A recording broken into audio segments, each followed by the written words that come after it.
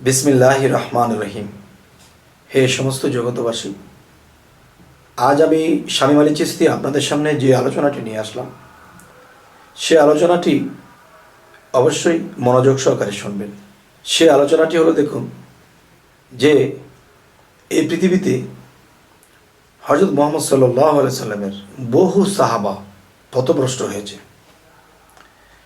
শেষে কোরআন খুললে পাওয়া যায়, হাদিস খুললে পাওয়া যায়, সাহাবা 4 থেকে 5 জন শ্রেষ্ঠ।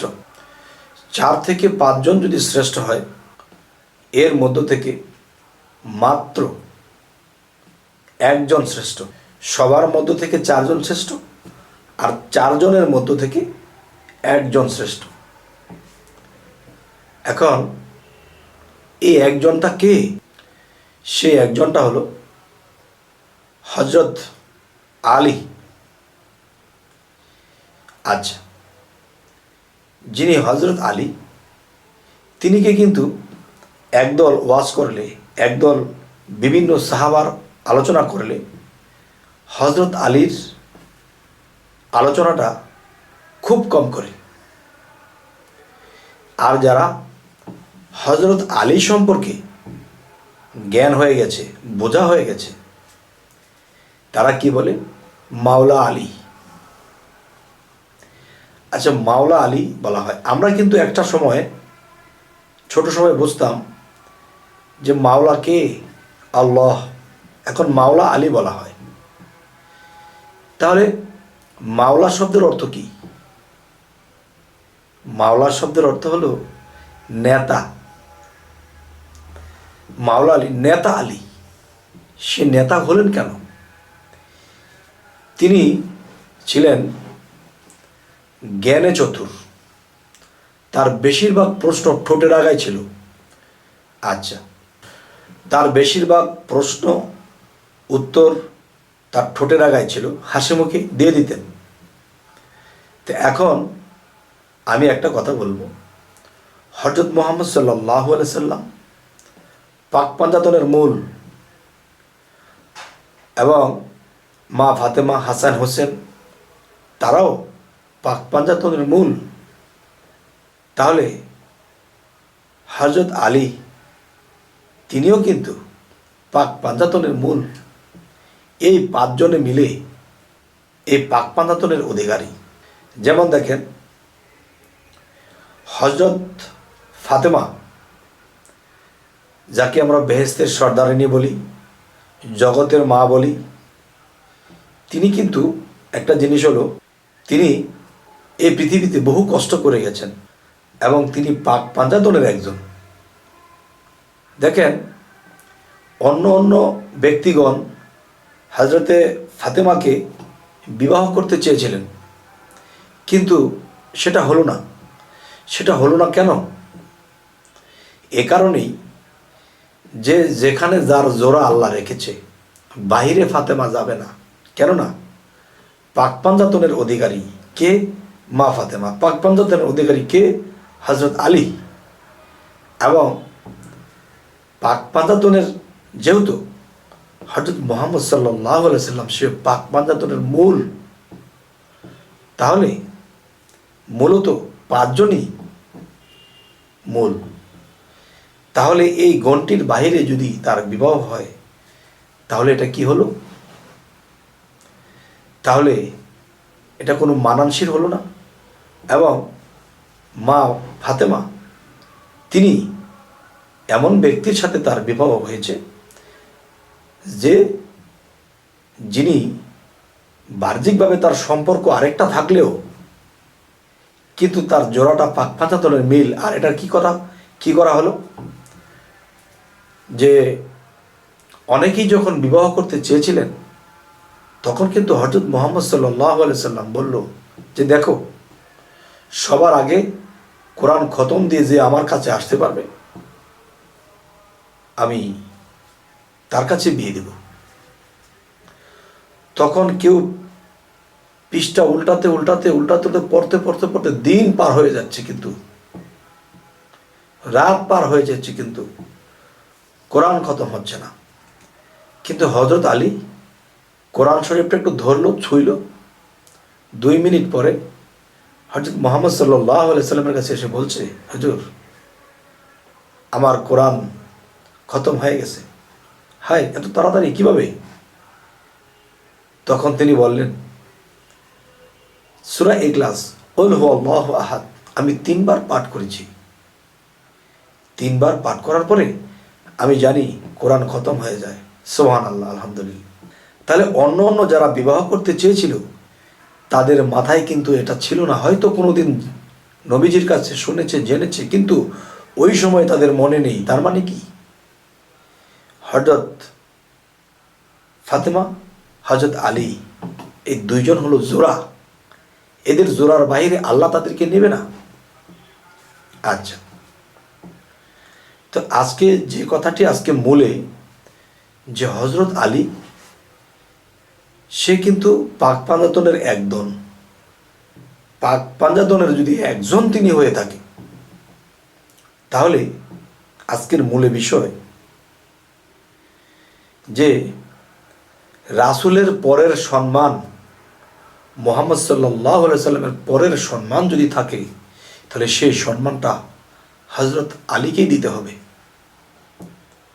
আচ্ছা, এবং হাদিসে কুদসি যদি আমরা খুলি, সেখানে আমরা পেয়েছি কি, আল্লাহ কি বলেছে?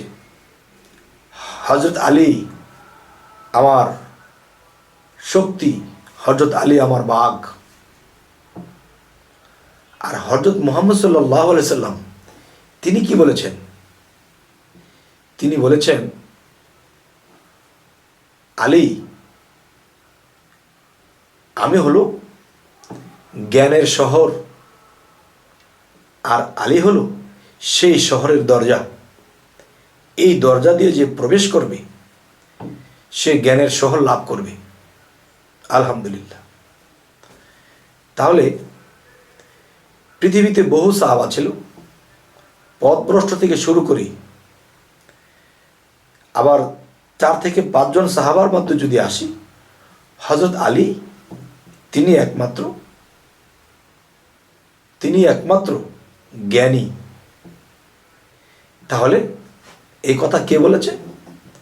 হযরত মুহাম্মদ সাল্লাল্লাহু আলাইহি সাল্লাম বলেছেন, আমি জ্ঞানের শহর আর সেই শহরের দরজা হযরত আলী। যদি কেউ আলীর দরজা দিয়ে প্রবেশ করে, সে আমার, আমি নবীজির, আমি রাসূলের জ্ঞানের শহর তিনি লাভ করবে। তাহলে অন্য কোনো সাহাবার কথা কিন্তু এই কথা বলা হয়নি। তারপরেও দেখা যায় এই পৃথিবীতে অনেক ওলামারা ওয়াজ করে। আবু বকরের ওয়াজ বেশি করে, হযরত ওমরের ওয়াজ বেশি করে, উসমান গনির ওয়াজ বেশি করে, কিন্তু হযরত আলী তিনি এমন একজন ব্যক্তি, তার ওয়াজটা তেমন একটা করে না, এই একটু। তাহলে বোঝা গেল, যারা মারেফতের জ্ঞানের শহরে প্রবেশ করেনি বা মারেফতের জ্ঞানের শহর তারা এই জ্ঞান সম্পর্কে যারা বোঝে না এবং বুঝতে চায় না, তারা হযরত আলী পর্যন্ত যায় না এবং তার দরজাটা প্রবেশ করে না। আচ্ছা, তাহলে যারা হযরত ওমর, হযরত আবু বকর, হযরত উসমান গনি, এদের সাথে যারা মিশেছে, তারা তাদের শিক্ষায় শিক্ষিত হয়েছে। হযরত আলীর দরজা যারা প্রবেশ করেছে, তারা নবীর মারেফাতের গোপন জ্ঞান উদ্ধার করেছে। তাই বলা হয়, যদি কোনো পৃথিবীতে কামেল পীর থাকে, তাহলে একটা কথা বলা হয়, পীর আলী। তার মানে আলীর দরজা যারা প্রবেশ করেছে আর মারেফতের জ্ঞান যারা লাভ করেছে, তারা পীর হয়েছে। পীরের সাথে একটা নাম কি আছে? পীর আলী। তার মানে এই পৃথিবীতে যদি কেউ কামেল পীর হতে হয়, তাহলে হযরত আলীর জ্ঞান লাগবে, হযরত আলীর দরজা দ্বারা প্রবেশ করতে হবে এবং সেই মারেফতের দেশের জ্ঞান লাগবে। তবে এর পরিচয় কি? দেখবেন এই জগতে যারা আবু বকর, হযরতে আবু বকরের শিক্ষায় শিক্ষিত যারা, তারা আলীর কথা তেমন একটা বলে না, এবং ওসমান গনির কথাই বলবে, কিন্তু দেখা যায় হযরত আলীর কথা তেমন একটা বলে না। তাই আমি বলতে চাই, এই পৃথিবীতে যদি কেউ আল্লাহর মারেফতের জ্ঞান চায়, তাহলে সে আলীর জ্ঞানে এবং আলীর দরজা দিয়ে প্রবেশ করতে হবে। তাহলে এই জগতে যারা কামেল পীর হয়েছে, তারা কিন্তু আলীর দরজা দিয়ে প্রবেশ করেছে এবং আল্লাহর মারেফত বা গোপনের জ্ঞান তারা অর্জন করে ফেলেছে। দেখবেন একজন আলেম বান্ডার শরীফে গিয়ে মুরিদ হয়েছে, একজন জবরদস্ত মাওলানা বান্ডার শরীফে বায়াত হয়েছে, বা অনেক বড় মুফতি আজম বান্ডার শরীফে মুরিদ হয়েছে। কেন হয়েছে? দেখা গেছে হযরত মুহাম্মদ সাল্লাল্লাহু আলাইহি সাল্লাম হেরা পর্বতের গুহায় যখন ধ্যান সাধনায় ছিল বহুদিন, এই ধ্যানের মাধ্যমে আল্লাহর মারেফতের গোপন জ্ঞানগুলো তার সিনার মধ্যে আল্লাহ দিয়েছে, এবং এর আগে সিনা পরিষ্কার করা হয়েছে, তখন সে পবিত্র জ্ঞান দেওয়া হয়েছে, তখন মারেফতের জ্ঞান প্রবেশ করানো হয়েছে। তাহলে সে হীরা পর্বতের ধ্যানের সাধনা যদি কেউ না করে, তাহলে হযরত আলীর জ্ঞান তার মধ্যে আসবে না। বই পুস্তক পড়ে, কোরআনের কিছু আয়াত পড়ে, কিছু হাদিস পড়ে তারা ওয়াজ করবে, যে ওয়াজটা করবে তার মধ্যে হযরত আলীকে তেমন একটা আনবেন না। কেন আনবেন না? কারণ সে মারেফতের খনি, এটা কিন্তু পাগল ফকির খুব ভালো করে জানি, কিন্তু তারা এই পর্যন্ত যাইতে চায় না। আর শরীয়তের জ্ঞান অর্জন করে এখন মারেফতের জ্ঞান তাদের মাথায় ঢোকে না। ঢুকবে কি করে? একটা ভাণ্ডের ভিতরে যখন আমি একটা জিনিস দিয়ে ভরেছি, তখন অন্য একটা জিনিস যদি আমাকে ভরতে হয়, তাহলে সেই জিনিসটা উপরে ফেলে দিয়ে এই জিনিসটা নিতে হবে। ঠিক যারা শরীয়তের বস্তা দিয়ে এটাকে গোডাউন ভরে রেখেছে, এখানে মারেফত, হাকিকত, তরিকতের জ্ঞান এখানে থাকতে পারে না, কারণ একটা দিয়ে ভরে রেখেছে। তাই কিন্তু যে হযরতে মাওলানা রুমি, জালালউদ্দিন রুমি যিনি, তিনি কিন্তু গোডাউন কয়টা উট বোঝাই সে হাদিস লিখেছিল, গ্রন্থ লিখেছিল। শেষে একজন পাগলের কাছে সমস্ত হাদিস বাদ হয়ে গেছে, ওনার পায়ে ধরে শেষে তার শিক্ষা নিতে হয়েছে। একসময় সেই সুশিক্ষায় শিক্ষিত হয়েছে।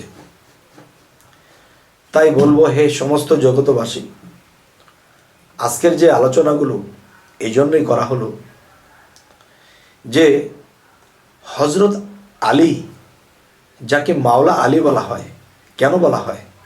সে সকল সাহাবার নেতা, জ্ঞানে, গুণে, চরিত্রে সে নেতা, তাই তাকে মাওলা আলী বলা হয়। আচ্ছা, আরেকটা বিষয় আমি একটু ইঙ্গিত করে দেব। এই পৃথিবীতে শরীয়তের প্রভাবটা বেশি কেন এবং মারিফতের প্রভাবের মানুষগুলা কম কেন? যেমন একটা সময়ে আরবকে শাসন করেছিলেন হযরত আবু বকর, আর একটা সময়ে আরবকে শাসন করেছিলেন হযরত ওমর, আর একটা সময় শাসন করেছিলেন হযরত ওসমান গনি। একজনে যখন একটা ফ্রি বা একটা জলচকির মধ্যে বানিয়ে এখানে বসে তখন আলাপ করতেন, ওয়াজ করতেন, তালিম করতেন, বুঝাইতেন, এভাবে এই ইবাদত এভাবে করতে হবে। শেষে যখন তিনি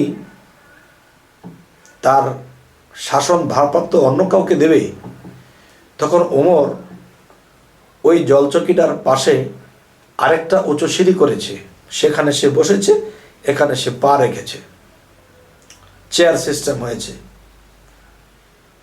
শেষে যখন ওসমান গনিকে এই ভারপ্রাপ্ত দেওয়া হবে, তখন ওসমান গনি এর উপর দিয়ে আরেকটা সিঁড়ি বানানো হয়েছে, যাকে আমরা মিম্বার বলি, বা খুতবার পাশে যে চেয়ারটা থাকে। তো এই তিনজনে মিলে তিনটা তাক সিস্টেম হয়েছে। আচ্ছা, তাহলে সাহাবা 4টা, সিঁড়ির ধাপ কিন্তু 3টা। তাহলে বোঝা গেল হযরত আলী, মাওলা আলী, তিনি কিন্তু সেই দেশের শাসন ভারপ্রাপ্ত নেননি। কেননা তারা যখন 3 জনে মিলে 3 বৎসর করে যদি 9 বৎসর 3 জনে শাসন করে থাকে আরববাসীদেরকে, তখন 3 জনের শিক্ষায় মানুষের শিক্ষিত হয়ে গেছে।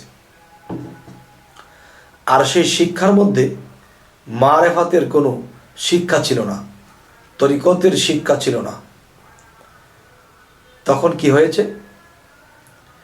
তখন হযরত আলী ভাবছে, যদি আমি বসি তাহলে যারা এই 3টা স্তরে যারা শিক্ষা দিয়েছে, এদের শিক্ষাগুলো তারা নিজের মধ্যে সেটিং করে নিয়েছে। এখন আমি যে আবার মারেফতের শিক্ষাটা দিব, তখন মারেফতের শিক্ষাটা তো ওজন এবং করাতের মতো।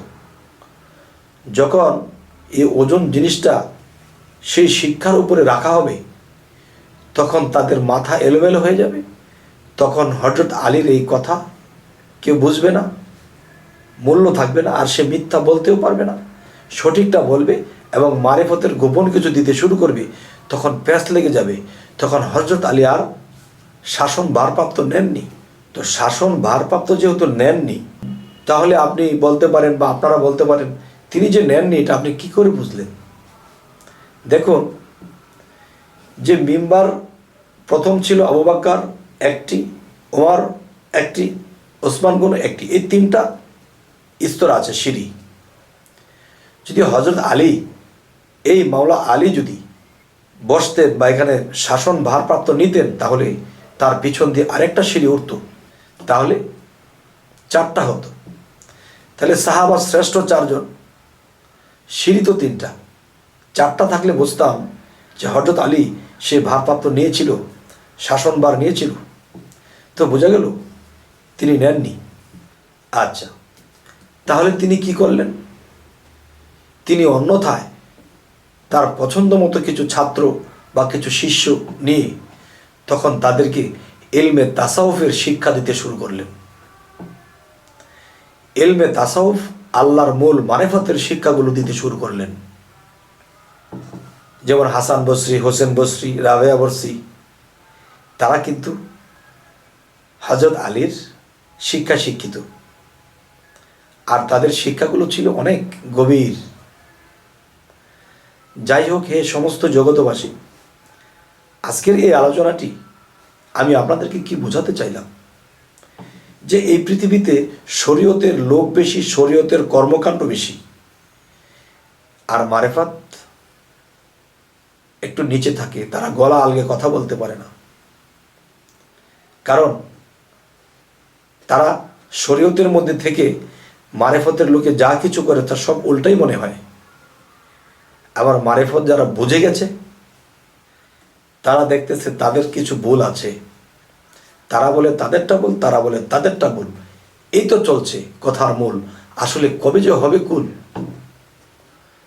যাই হোক, হে সমস্ত জগতবাসী, আজকে এই কথাগুলো বললাম। আমাকে কেউ বলেছে যে আপনি মাওলা আলী সম্পর্কে কিছু কথা বলবেন। তো 10-15 মিনিটের ভিডিও, এতে কিন্তু সকল আলাপ করা যায় না।